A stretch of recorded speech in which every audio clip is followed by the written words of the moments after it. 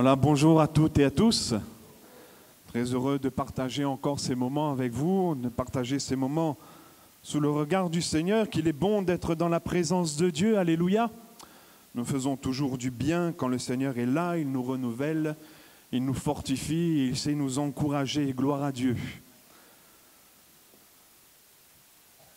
L'amour, l'apôtre Paul dira que c'est une voie par excellence. Alléluia. Et celui qui est l'amour parfait, nous l'avons bien sûr entendu, c'est Jésus-Christ. Il est l'incarnation même de l'amour. Et ce thème « avec amour » me fait voir ce petit mot « avec », ce qui m'interpelle sur la motivation du cœur. Comment est-ce que nous entreprenons les choses? Comment est-ce que nous faisons les choses? Quelles sont notre motivation? Quelle est la disposition de notre cœur? La parole de Dieu dit que l'homme regarde à ce qui frappe les yeux, mais Dieu regarde, l'Éternel regarde au cœur. Alléluia. Il connaît avec quelle disposition de cœur nous agissons, il sait avec quelle disposition de cœur nous parlons, il sait avec quelle disposition de cœur nous pensons.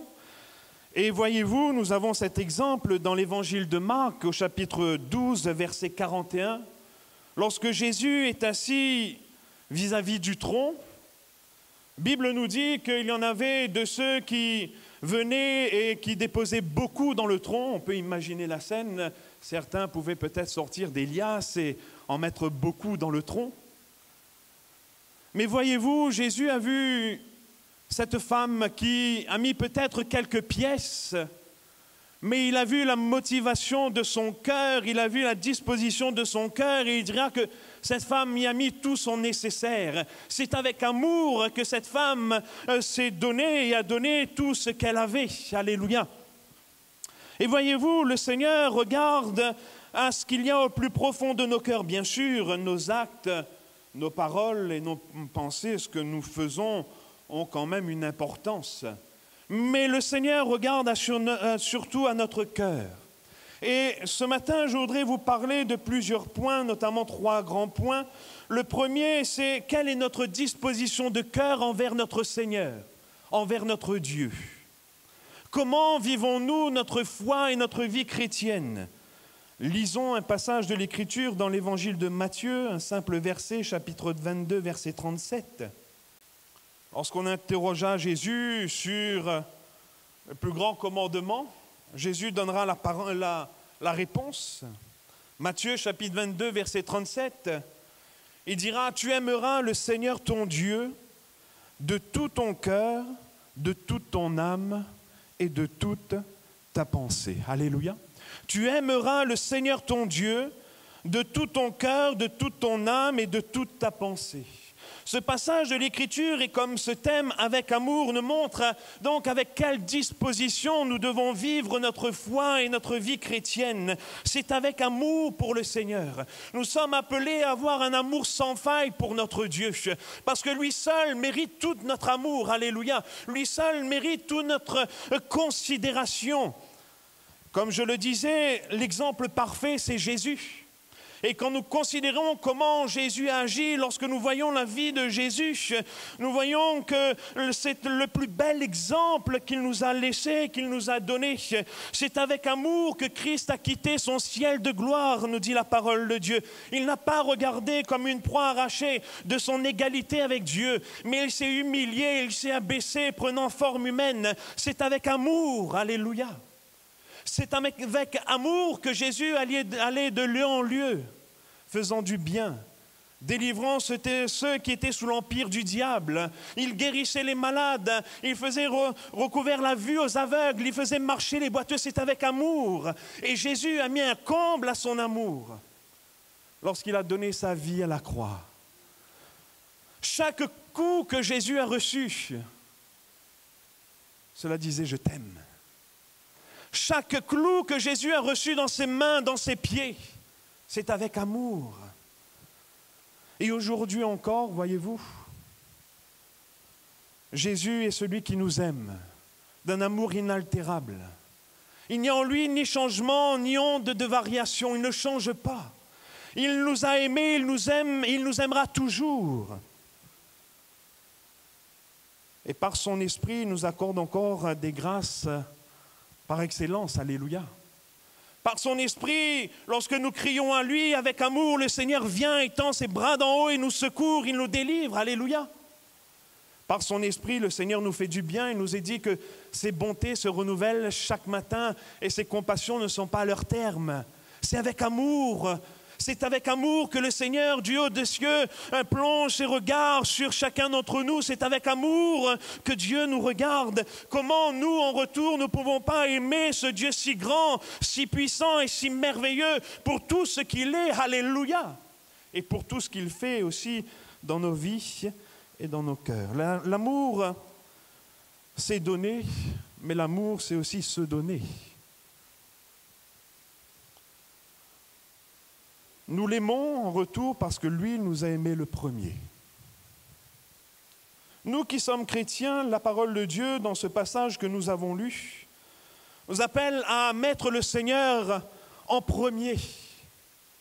Que dans nos pensées, que dans notre vie, que dans tout ce que nous puissions faire, dans notre manière de parler, que tout découle de l'amour de Dieu qui est répandu dans nos cœurs par le Saint-Esprit. Nous devons éprouver un amour ardent pour le Seigneur. Quand nous vivons pour Christ. La parole de Dieu dit que nos corps sont l'habitation de Dieu en esprit. Nous sommes le temple du Saint-Esprit. Et le Saint-Esprit nous pousse à vivre selon l'amour de Dieu, selon la volonté de Dieu, en cherchant ce qui est agréable, ce qui est honorable, ce qui est juste et ce qui est bon aux yeux de Dieu. Alléluia.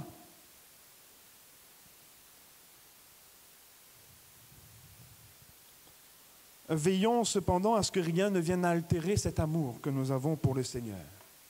Veillons à ce que notre vie de piété ne devienne pas une vie d'apparence.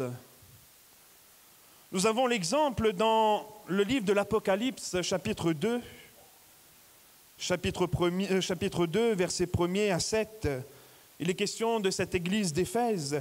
Lorsque nous lisons les premiers versets du verset 1er au verset 3, le Seigneur dira à cette église, je connais ton travail, je connais tes œuvres, je connais ta persévérance, je sais que tu as éprouvé ceux qui se disent apôtres, je sais que tu as souffert à cause de mon nom, que tu ne t'es point lassé, je sais toutes ces choses. À première vue, en apparence, on pourrait dire que cette église a tout pour plaire, ces chrétiens ont tout pour plaire à Dieu, parce qu'ils travaillent pour le Seigneur, ils aiment le Seigneur en apparence, mais la vérité se trouve à partir du verset 4.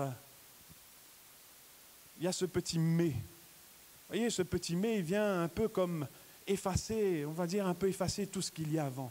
Mais ce que j'ai contre toi, c'est que tu as abandonné ton premier amour. Il y a quelque chose dans ton cœur qui s'est éteint.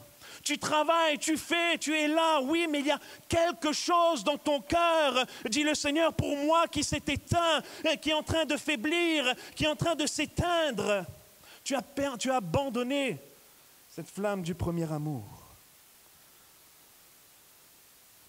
Pourrait arriver que nous pensons que nous sommes de bons chrétiens. Je vais à l'église, je vais à toutes les réunions, je loue le Seigneur, je participe à la vie de l'église, je donne mon offrande, je prie, je suis là pour... C'est bien et c'est honorable. Mais la question profonde qui pourrait se poser, c'est pourquoi le faisons-nous réellement? Est-ce seulement pour être de bons chrétiens? Ou est-ce que ce serait peut-être pour attirer quelques faveurs de la part de Dieu? Vous savez, parfois il y en a qui pensent comme cela. Alors, je vais faire les efforts, je vais faire ce qu'il faut et puis Dieu va me bénir de tout ce que je demanderai à Dieu. Dieu va me l'accorder un peu comme si on mettait une pièce dans le distributeur, on appuie sur le bouton et le distributeur nous donne ce qu'on a demandé. Non, ce n'est pas ça, la vie chrétienne. Dieu mérite notre amour, notre respect, cet amour ardent. Et quand nous faisons les choses, nous ne faisons pas les choses par habitude. Quand nous faisons les choses, nous ne faisons pas les choses pour notre propre intérêt, mais nous le faisons parce que nous aimons le Seigneur. Et il y a ce feu, il y a cette flamme qui est en nous. Le Saint-Esprit qui est comme un feu dévorant, qui nous pousse à aller plus loin avec le Seigneur, qui nous pousse à aimer le Seigneur de plus en plus. Alléluia. Le problème, pour l'Église d'Éphèse, il y a ce mot « abandonner ». C'est un acte délibéré. On a délaissé pour mettre quelque chose d'autre à la place. Parfois, il y a beaucoup de choses qui prennent la place de Dieu dans notre vie et altérer cet amour ardent que nous devrions avoir pour le Seigneur. Il y a parfois l'orgueil qui prend place, ce moi-je, ce qui nous pousse à être centrés sur nous-mêmes, à rechercher notre propre intérêt, à se sentir le meilleur, le plus fort, le plus saint que les autres. On se sent supérieur que les autres, un peu comme cela nous a été rappelé pour Pierre, lorsque le Seigneur a parlé de la croix et que Pierre a dit « Mais Seigneur, quand bien même tous t'abandonneraient, moi je ne t'abandonnerai pas parce que je suis le meilleur. » Le Seigneur dira « Pierre, tu vas me renier 3 fois. » « Ah non, Seigneur, jamais, jamais. » Mais quand l'heure est venue, nous avons vu que cet amour ardent n'y était forcément pas. L'orgueil peut prendre parfois le dessus. Parfois, c'est la lassitude avec le temps. Cela ne vient pas du Seigneur, voyez-vous. Le Seigneur n'a ni changement, ni honte de variation. Mais cela parfois vient de nos fausses attentes que nous avions auprès du Seigneur dans notre relation avec Dieu. Un exemple, peut-être un chrétien qui aspire à une certaine position dans l'Église ou une certaine position dans son travail ou qui demanderait quelque chose à Dieu et voilà qu'il ne l'a pas reçu de la part de Dieu. Pourtant il prie, il demande, il supplie le Seigneur, mais voilà qu'il ne le reçoit pas.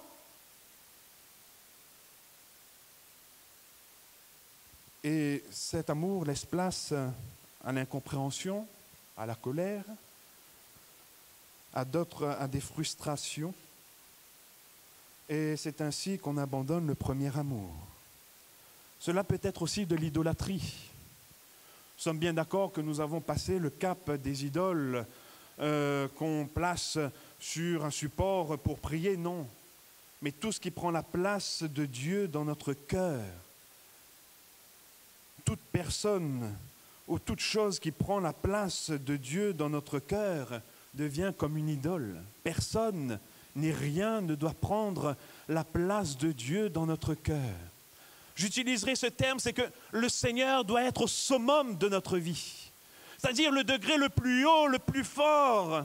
Il doit être le summum de notre vie. Alors le Seigneur dira à cette Église, souviens-toi donc d'où tu es tombé. Cela nous appelle à entrer en nous-mêmes et à sonder nos cœurs, à sonder nos vies, à sonder nos âmes, à savoir où est-ce que nous en sommes avec le Seigneur. Quand nous venons à l'église, quand nous venons avec nos frères, avec nos sœurs, quand nous vivons chaque jour, quelle est notre motivation pour le Seigneur? Il dit, souviens-toi donc d'où tu es tombé, repens-toi et pratique tes premières œuvres. L'amour, ce n'est pas qu'un sentiment, nous l'avons entendu. L'amour se pratique. Mais la pratique sans l'amour aussi, elle n'est rien. L'apôtre Paul nous dira, si je n'ai pas l'amour, je ne suis rien.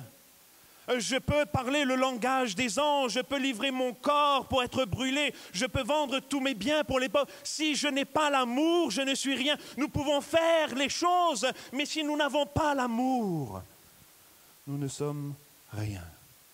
Et le Seigneur nous appelle ce matin à entrer en nous-mêmes, à considérer notre motivation, à considérer nos cœurs. Et il dit, souviens-toi, repens-toi. Jésus ne brise pas le roseau qui est courbé. Il n'éteint pas le lumignon qui fume encore. Mais par son esprit, Par sa puissance, le Seigneur veut ranimer cette flamme dans nos cœurs. Alléluia. Et le Seigneur veut que nous puissions l'aimer de tout notre cœur, de toutes nos pensées, de toute notre âme. Et il veut ce matin, par son esprit, visiter chacun d'entre nous afin de nous renouveler, afin que nous ayons cette flamme, cette force et vivre cette vie avec un amour ardent pour lui. Alléluia. C'est ce que Dieu désire. Quelques points pour nous aider à demeurer dans cet amour et à vivre avec amour pour le Seigneur. Avec l'assistance du Saint-Esprit, ayons toujours la crainte pour notre Dieu, de la crainte pour notre Seigneur, ce respect profond. Dans Apocalypse chapitre 14, verset 7, il est dit « Craignez Dieu et rendez-lui gloire ». Comme son nom l'indique, il est Seigneur. Ayons conscience qu'il est Dieu et que nous lui devons le respect. Qu'il est Seigneur, que son trône est élevé dans les cieux et que nous ne sommes que des hommes, nous ne sommes que poussière. Et c'est lui qui nous a formés de ses mains. Alléluia. Et que nous lui devons toute la reconnaissance. Qu'il est glorieux, qu'il est Seigneur, qu'il est roi des rois. Nous l'aimons non pas seulement pour ce qu'il nous donne, mais surtout pour ce qu'il est. Sans lui, nous ne sommes rien.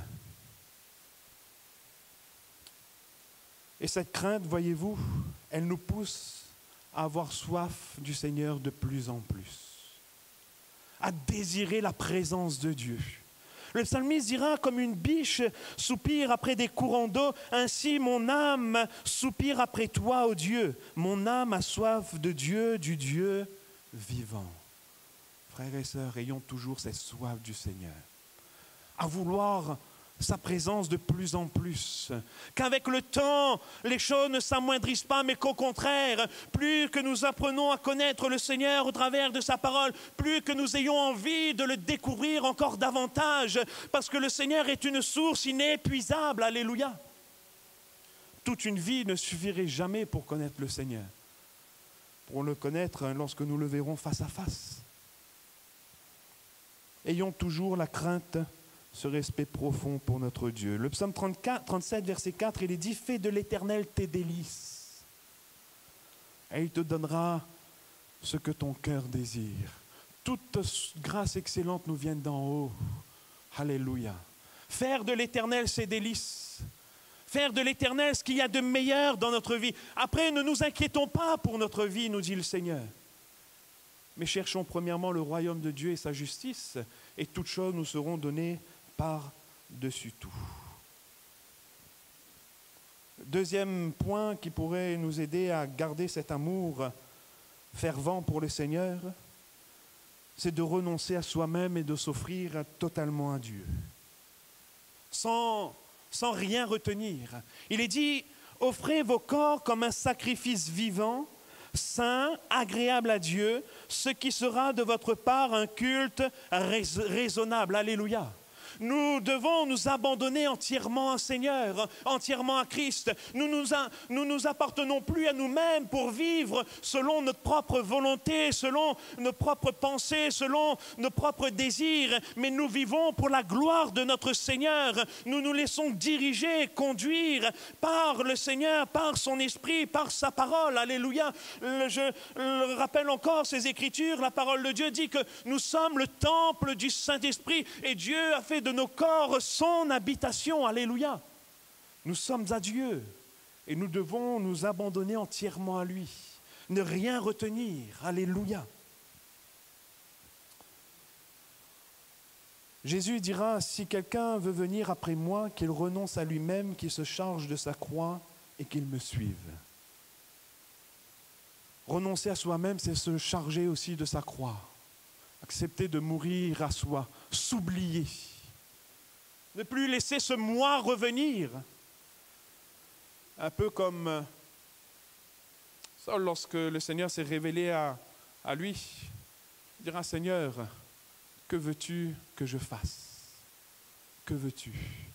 Chercher chaque jour la volonté de Dieu. Alléluia.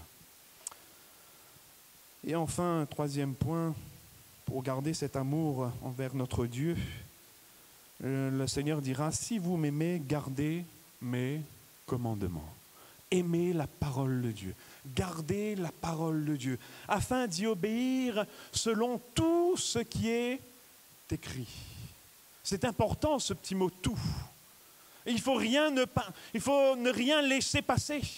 Mais si Dieu nous donne ses conseils, alors c'est à nous de tous les appliquer. La parole de Dieu, elle est une lampe à nos pieds. Elle est une lumière sur notre sentier. La parole de Dieu, elle nous libère, elle nous purifie, elle nous sanctifie. La parole de Dieu, elle est puissance pour le salut de quiconque croit. Alléluia. Et garder la parole de Dieu, c'est la serrer sur notre cœur, la méditer. Chaque jour, la repasser, la garder, la méditer.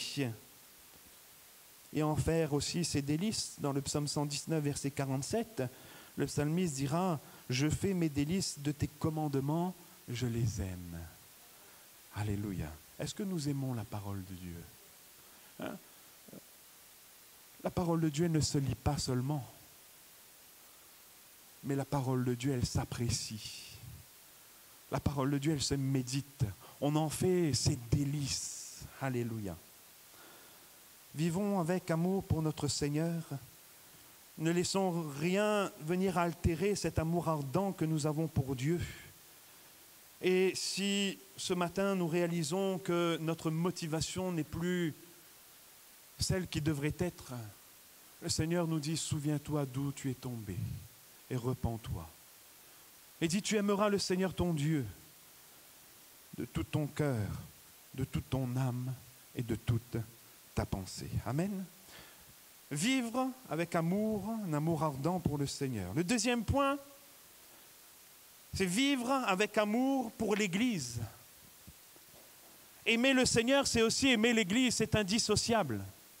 On ne peut pas dire qu'on aime le Seigneur, mais par contre l'Église, cela n'a pas beaucoup d'importance, ce n'est pas possible. L'Église, voyez-vous, elle est comparée à un corps. L'Église est comparée à un corps dont nous sommes les membres et Christ est à la tête. Et l'Église est l'œuvre de Jésus, ce n'est pas l'œuvre d'un homme, ce n'est pas une institution. L'Église, c'est l'œuvre de Jésus. Jésus dira, je bâtirai mon Église.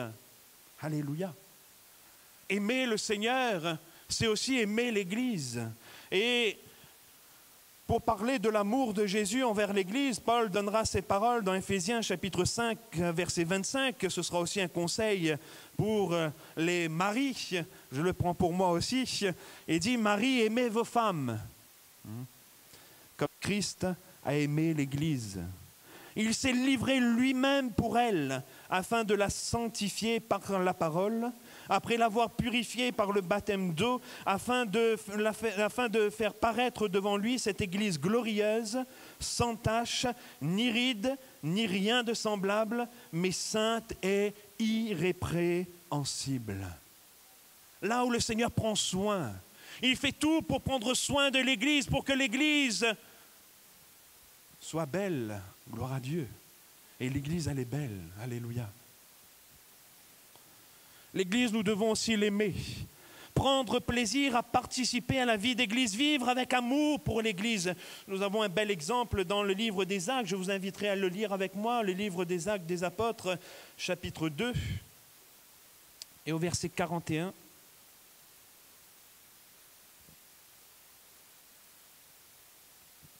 Livre des Actes des Apôtres, chapitre 2, verset 41. Ceux qui acceptèrent sa parole furent baptisés et en ce jour-là, le nombre de disciples augmenta d'environ 3000 âmes. Ils persévéraient dans l'enseignement des apôtres, dans la communion fraternelle, dans la fraction du pain, dans les prières. La crainte s'emparait de chacun. Il se faisait beaucoup de prodiges et de miracles par les apôtres. Tous ceux qui croyaient étaient dans le même lieu. Ils avaient tout en commun. Ils vendaient leurs propriétés et leurs biens. Et ils partageaient le produit entre tous selon les besoins de chacun. Ils étaient chaque jour tous ensemble, assidus au temple. Ils rompaient le pain dans les maisons, ils prenaient leur nourriture avec joie et simplicité de cœur, louant Dieu et trouvant grâce auprès de tout le peuple. Et le Seigneur ajoutait chaque jour à l'Église ceux qui étaient sauvés. Alléluia. Ici, nous voyons un bel exemple. Nous avons là des chrétiens unis, vivant dans une communion sincère et simple. Nous voyons quelques indices. Ils prenaient leur nourriture avec joie, simplicité de cœur. Ils participaient activement à la vie de l'Église. Ils savaient se soutenir, s'encourager. Ils se respectaient mutuellement. Et ils étaient ensemble. Ensemble. Dans une autre version, il est question d'un seul cœur. Même passage, il est dit chaque jour, d'un seul cœur, ils se réunissent fidèlement dans le temple. Alléluia. D'un seul cœur. Et le Seigneur travaillait avec l'Église.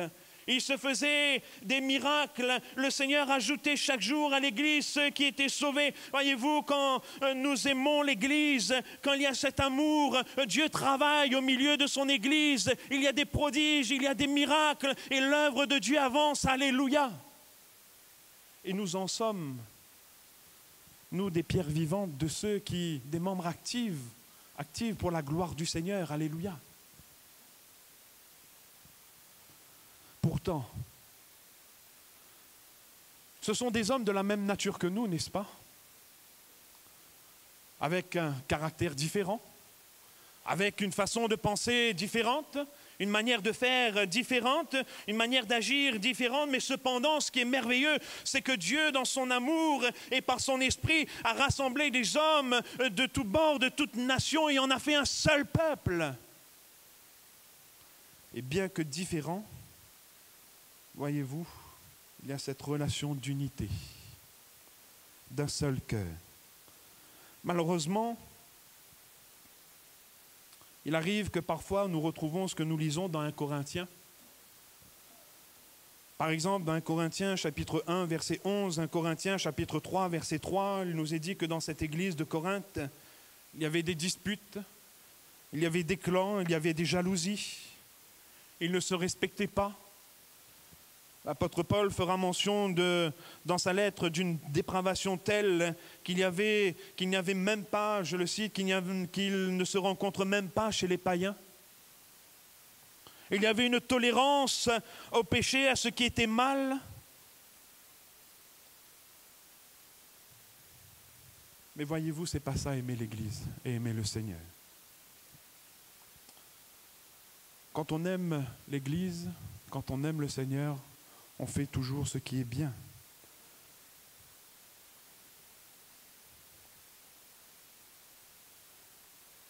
Quelques points pour nous aider à aimer l'Église.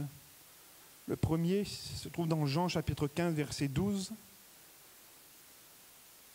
Il est question de nous aimer les uns les autres comme Christ nous a aimés. Aimez-vous les uns les autres, dit le Seigneur, comme je vous ai aimés. Insistons bien, c'est comme Christ nous a aimés. D'un amour sans attendre d'intérêt en retour, d'un amour sincère. Même si nous avions nos défauts, même si nous étions avec notre vaine manière de vivre, lorsque nous sommes venus à Christ, Christ nous a ouvert ses bras, alléluia. Et il nous a acceptés. Il nous a lavés, il nous a purifiés par son sang précieux. Nous sommes tous pécheurs sauvés par grâce. Nous ne sommes pas meilleurs les uns que les autres. Nous sommes tous au même rang, tous des pécheurs. Et nous avons tous été rachetés par un même et unique Seigneur, par Jésus-Christ. La parole de Dieu dit, et elle est claire dans Jean chapitre 4, verset 20, si quelqu'un dit « J'aime le Seigneur » et qu'il haïsse son frère, c'est un menteur. Car celui qui n'aime pas son frère et qu'il voit, comment peut-il aimer Dieu qu'il ne voit pas? Soyons réalistes, frères et sœurs. C'est vrai, nous avons tous nos caractères, nous avons tous notre manière de faire. Il arrive parfois par maladresse, nous pouvons blesser, nous pouvons peut-être heurter. Mais qu'est-ce que nous dit la parole de Dieu? Cela nous a été rappelé encore. Supportez-vous les uns les autres, et si l'un a sujet de se plaindre de l'autre, pardonnez-vous réciproquement, de même que Christ vous a pardonné, pardonnez-vous. de même que Christ nous a pardonné. Nous pouvons imaginer la scène, nous présenter devant Dieu avec tous nos forfaits, avec toute notre vaine manière de vivre. Et lorsque le Seigneur a vu toute cette liste, qu'est-ce qu'il a fait? Il a tout pris, il a tout effacé. Alléluia. Oui, c'est vrai, parfois nous pouvons être blessés.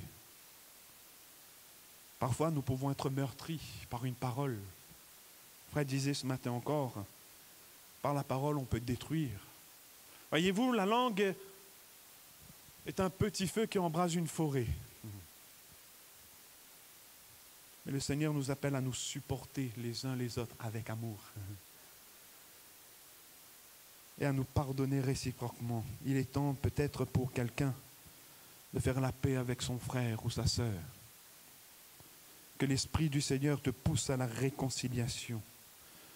Que le Saint-Esprit qui répand l'amour de Christ dans nos vies te pousse à te réconcilier avec ton frère, avec ta sœur, avec celui ou avec celle avec qui tu as eu un souci, avec un problème. Parce que celui qui n'aime pas n'est pas de Dieu, nous dit le Seigneur. 1 Pierre chapitre 1 verset 22 nous est dit, ayant purifié vos âmes en obéissant à la vérité, pour avoir un amour fraternel sincère, aimez-vous ardemment les uns les autres de tout votre cœur. Alléluia. Aimer le Seigneur, aimer l'Église, c'est s'aimer les uns les autres. Aimer l'Église, c'est aussi servir, être actif au sein de l'Église. Christ a fait de nous des membres de son corps et les membres du corps, ils sont actifs. Alléluia. Aimer le Seigneur, c'est aussi travailler au bien de l'Église. C'est être au service de l'Église. C'est être au service du Seigneur. La parole de Dieu dit, ayez du zèle et non de la paresse. Soyez fervents d'esprit et servez le Seigneur. Servir le Seigneur, c'est servir l'Église. Les deux sont étroitement liés. Il n'y a pas de séparation entre les deux. Quand nous servons le Seigneur et que nous aimons aimer servir Dieu, nous sommes au service de l'Église. Lorsque Jésus, nous voyons, lorsque Jésus est venu dans ce monde, il dira, je suis venu non pas pour être servi, mais pour servir. Alléluia. Et nous le voyons en train de laver les pieds de ses disciples. Lui, le grand serviteur, le souverain sacrificateur, le serviteur par excellence. Et nous aussi, nous sommes aussi à être actifs dans l'Église du Seigneur. Demandons au Seigneur sa grâce pour que nous puissions trouver notre place, pour que nous puissions nous épanouir et que nous puissions mettre ce que le Seigneur nous donne au service de l'Église. Notre talent, notre savoir-faire, tout ce que nous sommes vient de Dieu. Si nous avons un talent, cela vient de Dieu. Si nous avons une capacité, cela vient de Dieu. Et avec l'assistance du Saint-Esprit, avec la puissance du Saint-Esprit, le Seigneur donne à ce que notre talent, à ce que notre savoir-faire devienne un instrument de gloire entre les mains du Seigneur. Alléluia. Chaque membre du corps est utile. Et le Seigneur a placé chaque membre là où il faut, comme il le faut. Il n'y a personne qui est inutile, il n'y a personne qui ne sert à rien, mais le Seigneur a placé chaque membre dans le corps, là où il faut, comme il faut et quand il faut. Alléluia. 1 Pierre chapitre 2 verset 5, il est dit, et vous-même, comme des pierres vivantes, édifiez-vous pour former une maison spirituelle, un saint sacerdoce, afin d'offrir des victimes spirituelles agréables à Dieu par Jésus-Christ. Alléluia. Édifiez-vous pour former une maison spirituelle, un saint sacerdoce. Travaillons à la gloire de Dieu, frères et sœurs. Aimons l'Église, investissons-nous pour l'Église, investissons-nous pour le Seigneur. Travaillons à la gloire de Dieu. Et enfin, aimer l'Église, c'est aussi d'être fidèle. Hébreux 10, 25, il est dit, n'abandonnons pas notre assemblée comme c'est la coutume de quelques-uns. Vous savez, parfois, certains, face à certaines difficultés, on entend, oui, mais j'ai abandonné l'Église, mais je n'ai pas abandonné le Seigneur. C'est un faux raisonnement. Si on peut imaginer, on se prend, on coupe le doigt, on met le doigt là, on dit le doigt, voilà, mon doigt m'a abandonné, a abandonné ma main, mais il n'a pas abandonné le corps, c'est faux. Le doigt, il a tout abandonné, il a tout délaissé, hein, il va être là, malheureusement, il est mort et... vous savez qu'est-ce qui se passe? C'est pareil quand on se coupe de la communion fraternelle. C'est pareil lorsqu'on abandonne l'Église. Nous mourrons, nous sommes morts.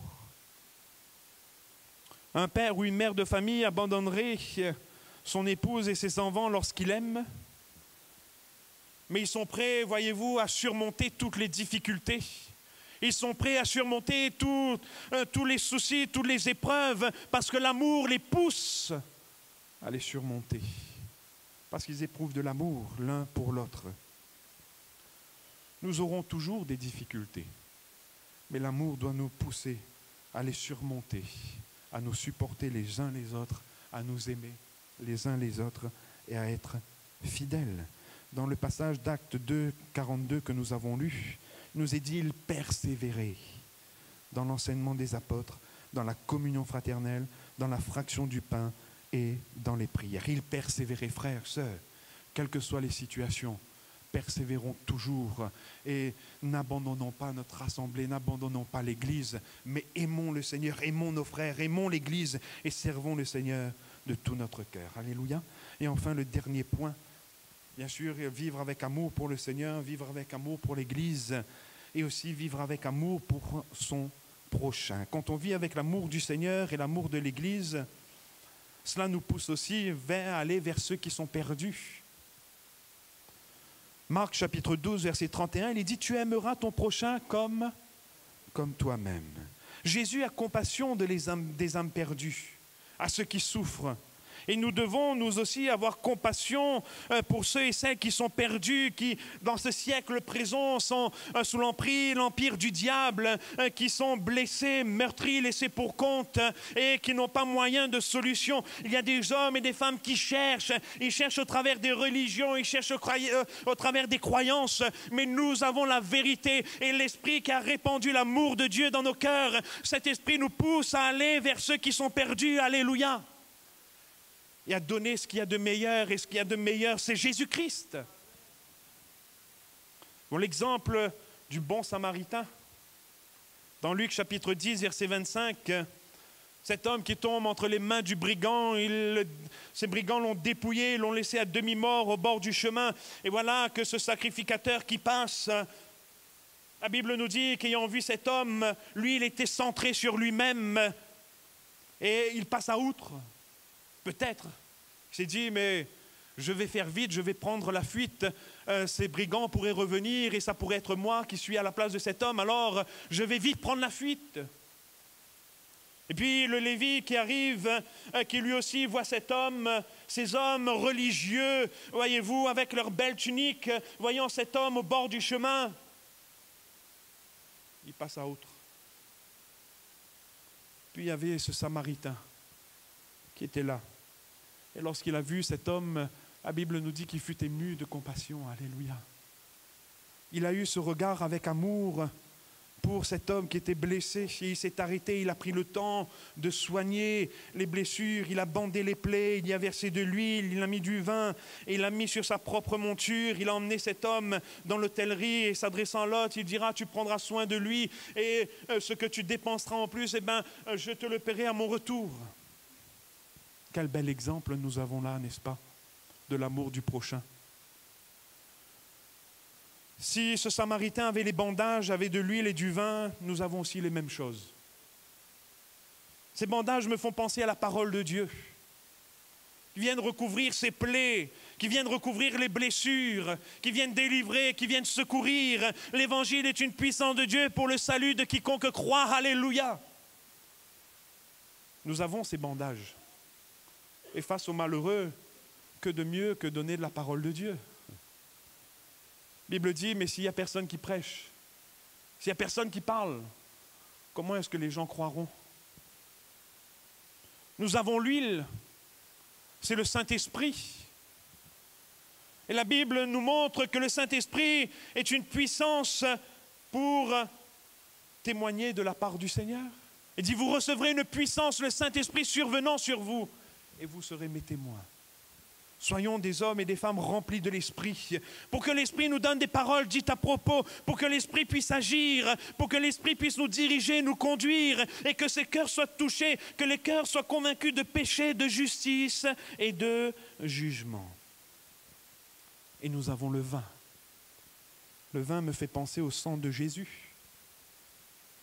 Et nous sommes recouverts du sang de Jésus, alléluia. Ce sang qui nous lave et qui nous purifie de tout péché. Que nous manque-t-il? Peut-être il nous manque cet amour pour notre prochain. Vivons avec l'amour pour notre prochain, frères et sœurs. Il est dit, tu aimeras ton prochain comme toi-même. La question qui se pose, où en sommes-nous aujourd'hui avec le Seigneur? Nous faisons, d'accord, mais quelle est notre motivation? Je vous rappelle ces trois choses. Dans notre relation avec Dieu, il est dit, tu aimeras le Seigneur ton Dieu de tout ton cœur, de toute ton âme, de toute ta pensée. Concernant l'Église, vivre avec amour pour l'Église, il nous est dit qu'ils étaient chaque jour ensemble, assidus au temple. Petit mot ensemble, d'un même cœur. Et enfin, Marc 12, 31, tu aimeras ton prochain comme toi-même. Amen. Que le Seigneur nous aide. Que le Seigneur nous accorde l'assistance de son Esprit pour que nous puissions chaque jour travailler de mieux en mieux à la gloire de Dieu et que nous puissions avoir cet amour ardent pour notre Dieu dans tout ce que nous faisons, dans tout ce que nous disons, dans notre manière d'agir, dans notre manière de penser, que tout découle de l'amour du Seigneur.